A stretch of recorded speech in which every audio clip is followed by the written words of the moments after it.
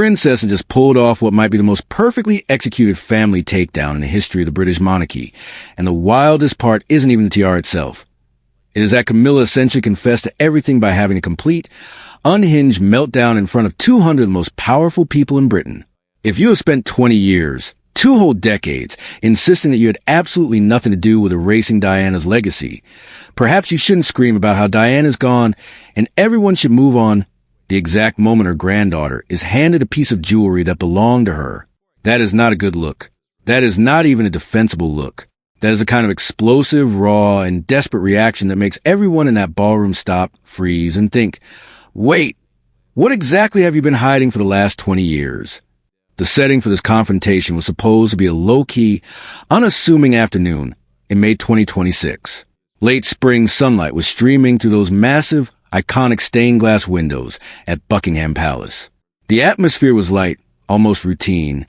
The entire royal family had gathered for what they were told was a modest, private birthday celebration for Princess Charlotte, who was turning 11. There were rumors of a cake, some polite, rehearsed smiles, the usual stiff upper lip routine, and the expectation that everyone would be back to their own business by dinner.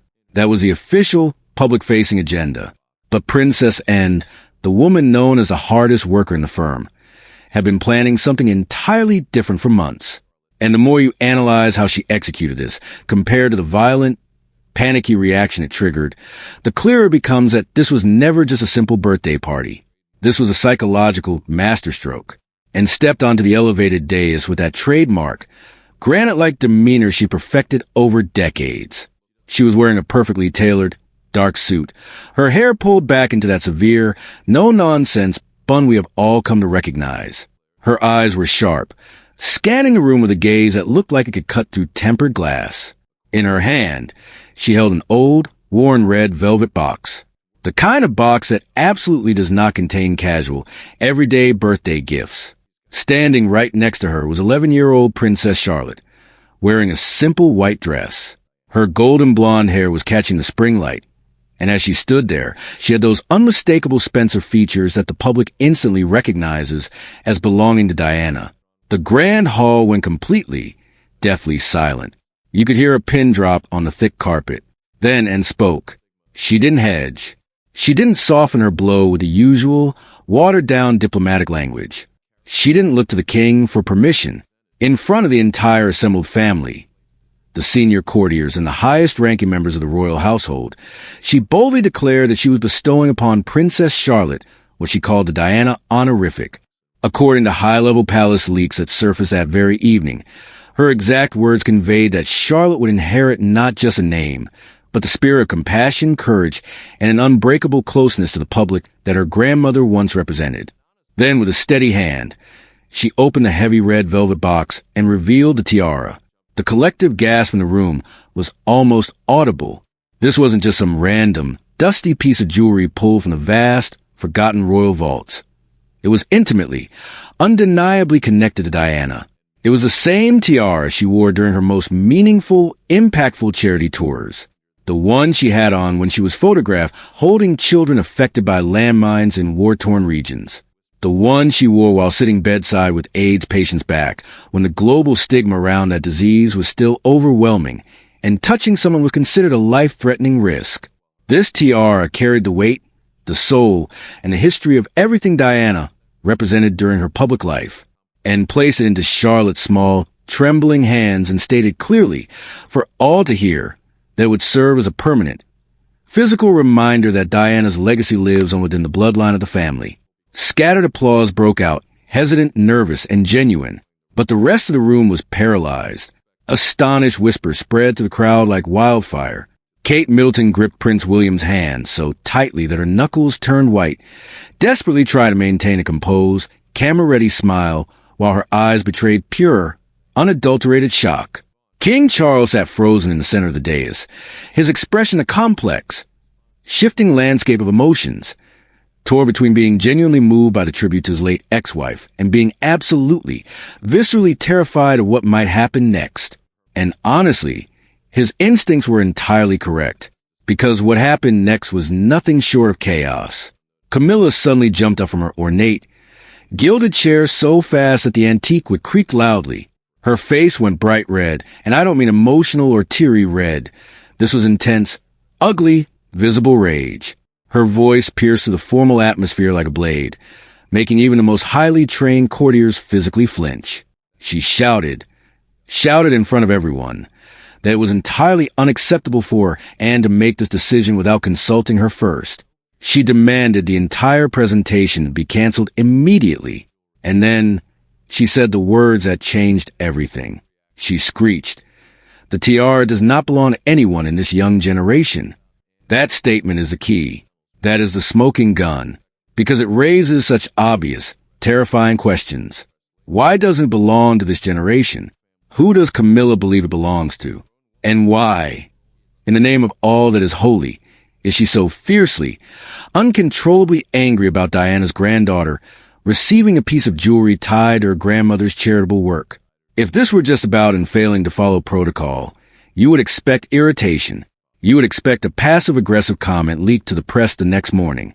That is standard royal family conflict resolution. But a grown woman losing all control, pointing, shaking with rage, and insisting that Diana is gone and everyone should move on, that is not a protocol issue. That is raw, panic self-preservation. What makes Anne's response so fascinating, so cold, and so brilliant is that she didn't react at all. She didn't argue back. She didn't raise her voice.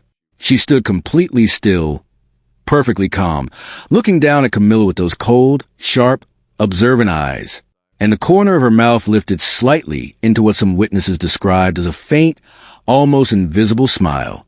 That smile is the most significant part of this entire event. It is not the smile of someone who is just blindsided by an attack. It is the smile of someone who has been waiting for exactly this reaction. It is the smile of someone who spent months setting a psychological trap, and then sat back, completely poised, and watched the target walk straight into it. William, standing nearby, felt his heart race as he realized the truth. His aunt was sending a message to the entire royal family. She was telling them that Diana's legacy could not be erased quietly, and she was doing it in the most public, humiliating way possible. She had forced the hand of those who had tried to bury the past.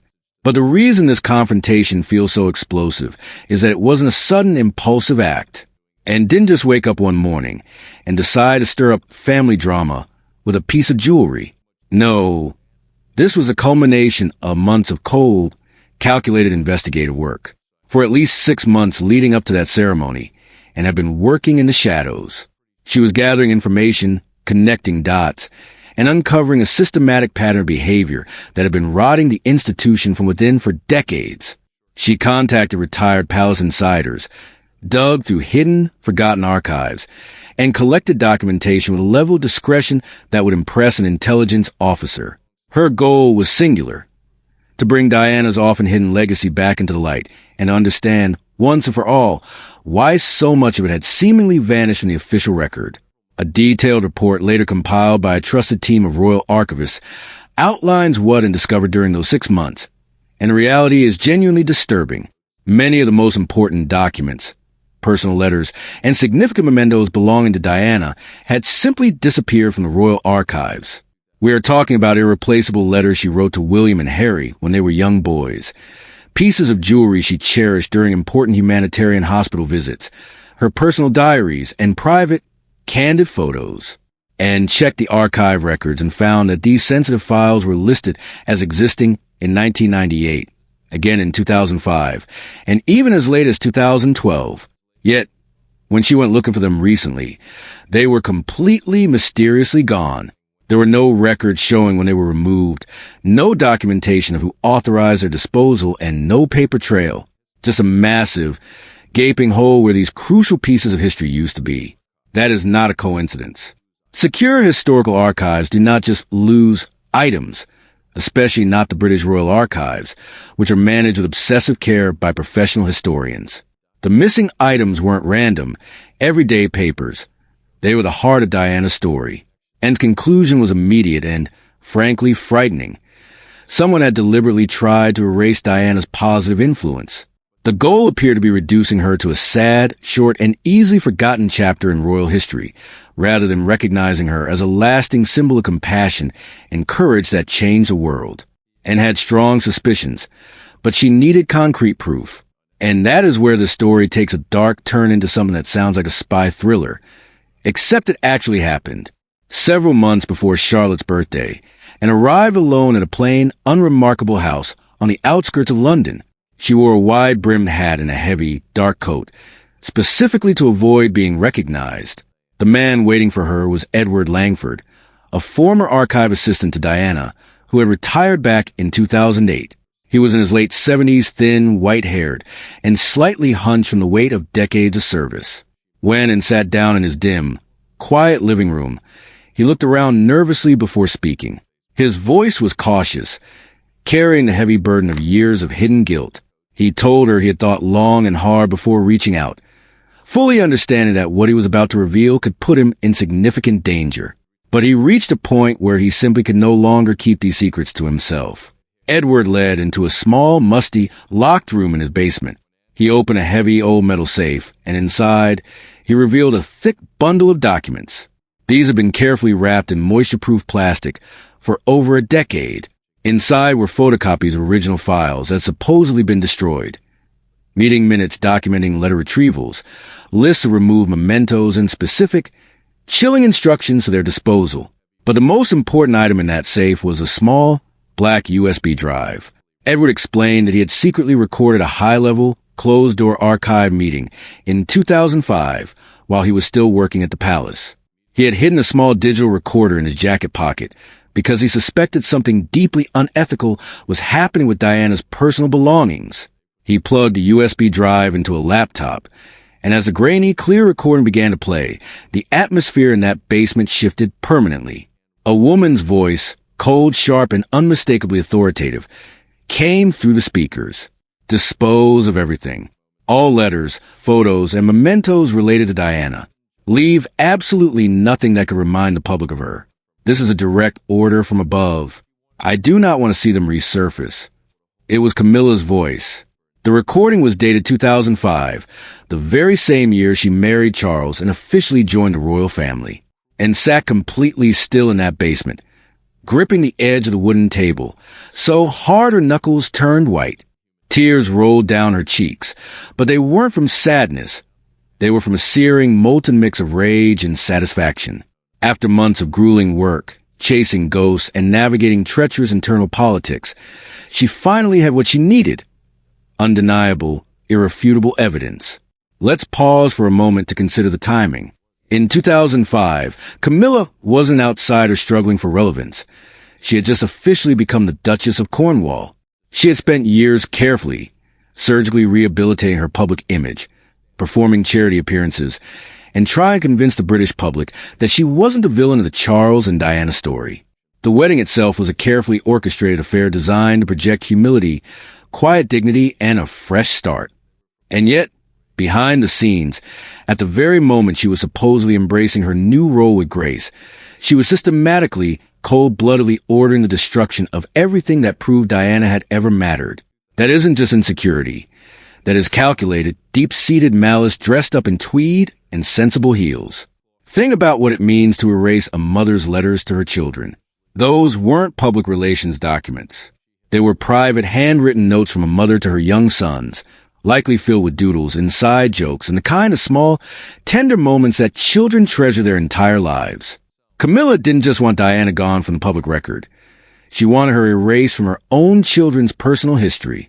She wanted William and Harry to grow up unable to hold a piece of paper and see their mother's actual handwriting, to feel that tangible, human connection to the woman who loved them. That is a level of cruelty that is difficult to fully process. And the photographs? Diana was one of the most photographed women in human history. But the private photos were different. They showed her without the cameras rolling, without the carefully constructed public persona. Photos of her laughing with her sons in the gardens at Kensington Palace. Photos of her in casual clothes, no makeup, just being a mother. Those images were irreplaceable windows into who she actually was. Camilla ordered them destroyed. Not archived, not stored for the family to see later. Destroyed. Wiped from existence. Now you can see why and organize that ceremony exactly the way she did. She didn't just want to give a gift. She wanted to bait the trap. She wanted to provoke Camilla into revealing her own desperation.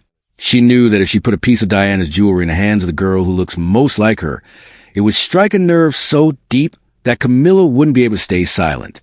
And had the evidence. She had the recording. She had the documents. She was just waiting for the perfect moment for the mask to slip. And when it finally happened, when Camilla stood up in that hall and screamed that Diana was gone and everyone should move on, she didn't just expose her anger. She exposed her guilt. And that successfully forced the truth into the light. And for the first time in 20 years, the power balance in the palace had shifted completely. 3 tense, suffocating weeks after the birthday ceremony, King Charles summoned a secret meeting with the senior members of the royal family. The atmosphere in the room was thick with tension. You could almost feel the history of the monarchy bending under the weight of the moment. There was no room for excuses, no space for the usual palace spin, and certainly no tolerance for lies. And entered the room carrying a thick, heavy leather folder of documents and that small, unassuming black USB drive. She walked to the center of the mahogany table, her expression neutral, but her eyes burning with an icy, unwavering intensity. She announced that it was time to address everything, stressing that her sole aim was to protect the family's historical truth, not to create unnecessary division. Then, she placed the documents on the table and, without a single word of warning, pressed play on the recording. Camilla's voice from 20 years prior filled the silent room, echoing against the stone walls, demanding the complete clinical destruction of Diana's legacy. Camilla turned ashen, a pale, ghost-like gray. She struggled to maintain her composure, trying to formulate a defense, but her hands were trembling so violently that she had to hide them under the table. King Charles listened to the recording with a look of deepening, profound disappointment etched into his face. A man who was finally seeing the rot he had either ignored or failed to notice for 2 decades. And didn't raise her voice. She didn't need to. She presented the evidence systematically. Photocopied documents, meeting minutes, witness lists, and sworn testimonies from former staff. Every single piece of paper pointed to one undeniable truth. Camilla had personally ordered the erasure of Diana's existence from the royal archives. Camilla tried to defend herself, stammering about protecting the institution and moving on, but her arguments crumbled under the sheer weight of what it had assembled.